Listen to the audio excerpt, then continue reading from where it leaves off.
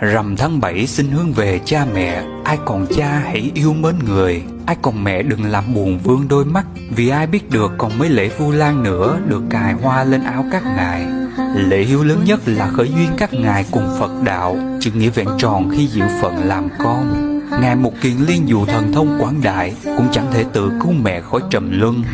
Ngài nhờ tăng chúng khắp nơi cùng hợp nguyện, lễ Vu Lan năm đó cúng dường, cầu tha lực của chư Phật mười phương mà cứu mẹ được lên cõi trời hoan hỷ. Cuộc sống khó khăn, ta gặp nhiều đau khổ, cạnh cha mẹ gánh nặng được sẻ chia. Cầu các ngài được gia tăng sức lực, bớt ưu tư khi tuổi đã xế chiều. Duyên kiếp này sẽ qua như chớp mắt, bóng dáng nay thành quá khứ ngày mai. Giây phút này nếu ta không nắm giữ, đến mai sau tiếc nuối mãi không nguôi.